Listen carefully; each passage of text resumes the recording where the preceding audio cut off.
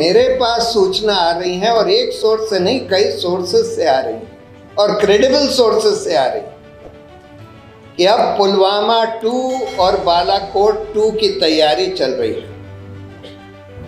और क्या तैयारी चल रही है, जो मुझे सुनने में मिला है, मैं उसको ऑथेंटिकेट नहीं कर सकता, ना ही ये बता सकता हूं कि किन लोगों ने मुझे बताया है कि पुलवामा 2 जो होगा वो अयोध्या मंदिर पर कोई अटैक होगा जो कि जैश ए मोहम्मद या अल-कायदा द्वारा होगा या करवाया जाएगा। और बालाकोट 2 जो होगा वो पाकिस्तान ऑक्यूपाइड कश्मीर में इनकर्जन यानी कि ग्राउंड मूवमेंट, सिर्फ अब की बार बमबारी नहीं, अब की बार जो सुनने में आ रहा है और मल्टीपल सोर्सेस से सुनने में आ रहा है कि अब की बार थोड़े से ग्राउंड ट्रूप्स भी भेजे जाएंगे। क्लिक इंडिया इस वीडियो की पुष्टि नहीं करता, लेकिन अगर ये वीडियो सही है तो ये सवाल तो जरूर उठता है कि क्या प्रशांत भूषण के संबंध जैश ए मोहम्मद या लश्कर ए तैयबा से हैं?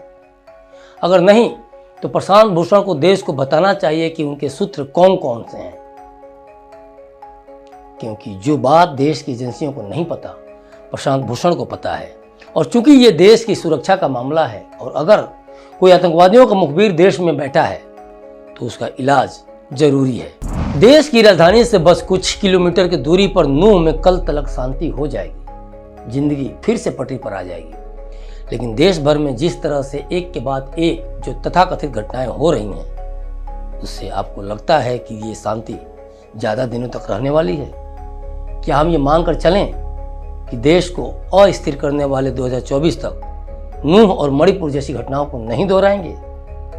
केंद्र सरकार और बीजेपी शासित राज्य सरकारों को इस पर चौकन्ना रहने की जरूरत है। संसद सत्र शुरू होने के ठीक एक दिन पहले मणिपुर का वीडियो, उससे पहले मध्य प्रदेश के आदिवासी का वीडियो, मध्य प्रदेश के मुख्यमंत्री को उस आदिवासी के चरण तक धोने पड़े, फिर हरियाणा का धो धो कर जलना। आपको क्या लगता है ये सब यूं ही हो रहा है? कुछ तो है जिसके जलने की बू आ रही है। ये वक्त बेहद सतर्क रहने का है। अभी तो शीतकालीन सत्र, प्री बजट सत्र सब आने वाले ही हैं। क्या आपको ऐसा नहीं लगता कि आने वाले समय में देश भर के उन ठिकानों, सरकारों, सिद्धांतों पर चोट किया जाएगा जिससे बीजेपी की साख गिरेगी, जिससे बीजेपी शासित राज्य सरकारों को सत्ता से बेदखल करने की कोशिश होगी? हम ये बात यूं ही नहीं कह रहे हैं, बल्कि सिर्फ 4 महीनों में ही बीजेपी ने 2 राज्यों से अपनी सत्ता गंवा दी है।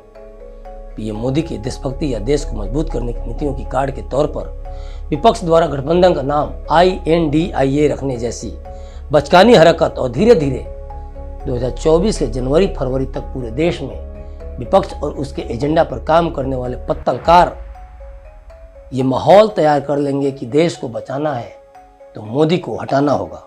और फिर 2024 के मई जून आते आते मोदी को केंद्र की सत्ता से बेदखल कर दिया जाएगा। विपक्ष पूरी तरह से इसी योजना पर काम कर रहा है। पिछले कई महीनों से विपक्ष बीजेपी या कह सकते हैं कि पीएम मोदी की नीतियों या सिद्धांतों के सबसे मजबूत पक्ष पर गहरी चोट कर रहा है। चाहे वो सनातन की रक्षा की बात हो या हिंदुत्ववाद की बात हो, मंदिर की बात हो या मुस्लिमों को देश की मुख्य धारा से जोड़ने की बात हो, गरीबों की कल्याणकारी योजनाओं की बात हो, तो उसमें भी सिर्फ 1 या 2 तस्वीरों से ही सिद्ध कर दिया जा रहा है कि मोदी गरीब विरोधी हैं। मोदी अडानी अंबानी जैसे उद्योगपतियों के समर्थक हैं। बीजेपी यहीं फेल्योर हो जा रही है। जनता को पता है कि विपक्ष कितना देश के करीब है, कितनी देशभक्ति के करीब है। कांग्रेस ने 60 सालों में कितना देश का भला किया है, लेकिन ये बात बीजेपी अपने राष्ट्रवाद, सनातन और गरीब हितैषी नीतियों को लागू कर जितनी जनता को समझा पा रही है, उससे ज्यादा कांग्रेस और विपक्ष इन नीतियों से दूर होकर समझा दे रहे हैं। विपक्ष जो तर्क देता है वह दांतों के रूट कैनाल ट्रीटमेंट की तरह है, जिसमें जनता के पास विश्वास न करने का कोई कारण ही नहीं रहता और वो फाइनली गुमराह हो जाती है या फिर क्या करे क्या नहीं करे वाली स्थिति में चली जाती है। विपक्ष को पता है कि सत्ताधारी बीजेपी का आइडियोलॉजिकल थिंक टैंक है RSS। उसने शुरू से ही बीजेपी के लिए राजनीतिक जमीन तैयार की, उसके लिए एड़ी चोटी का जोड़ लगाया और यही कारण है कि विपक्ष दिन रात यह साबित करने में लगा रहता है कि आरएसएस आतंकी संगठन है और ऐसा करके विपक्ष बीजेपी को तोड़ना चाहती है, और वो भी तब जब आरएसएस की विचारधारा देश के करीब है, देश के लोगों के करीब है। जनता बहुमत से बीजेपी को चुनती है, पीएम मोदी को केंद्र में भेजती है, लेकिन विपक्ष क्या शोर मचाता है कि ईवीएम में छेड़खानी की गई, और यह शोर कुछ महीने पहले से ही विपक्ष मचाने भी लगा है ताकि 2024 को लेकर जनता को गुमराह किया जा सके कि जनता मोदी सरकार को नहीं चाहती, लेकिन वे केंद्र की सत्ता में हैं, इसलिए बेईमानी करके, धांधली करके चुनाव जीत जा रहे हैं। जिस तरह से मणिपुर जला, हरियाणा जल रहा है, उसे देखते हुए ये सहज अनुमान लगाया जा सकता है कि आने वाले समय में कोई और बीजेपी स्टेट जलेगा और उसे साजिशन किसी न किसी तरह से विवादग्रस्त बनाया जाएगा, और रणनीति इतनी शानदार तरीके से और पहले से तैयार की जा रही है कि किसी के पास कहने का कुछ मौका ही न रहे। एजेंडा सेट किया जा रहा है कि हरियाणा में जानबूझकर दंगा करवाया गया, लेकिन वे ये तो बताएं कि कोई राज्य सरकार अपने यहाँ दंगे क्यों करवाएगी, वो भी तब जब केंद्र में भी डबल इंजन की सरकार है। जब विपक्ष को इन दंगों या विवाद की वजह से राज्य की कानून व्यवस्था, सीएम, प्रशासन पर ही सवाल उठाने का मौका मिल जाता है, तो सत्तासीन सरकार आखिर ऐसा करेगी ही क्यों? तो दंगे करवा कौन रहा है? दंगे वही करवा रहे हैं जो पहले से बोलकर इसकी जमीन तैयार कर रहे हैं, ताकि जब देश जले तो यह साबित कर सकें कि मैंने तो पहले ही कहा था कि दंगे के पीछे इसका हाथ है। बीजेपी या पीएम मोदी को मुसलमान विरोधी साबित करने के लिए काफी पहले से ही एजेंडा चलाया जा रहा है। नूह में 80% मुसलमान हैं, तो क्या देश भर में जहां जहां मुसलमानों की संख्या ज्यादा है उन सारे स्टेट्स में दंगे होने वाले हैं?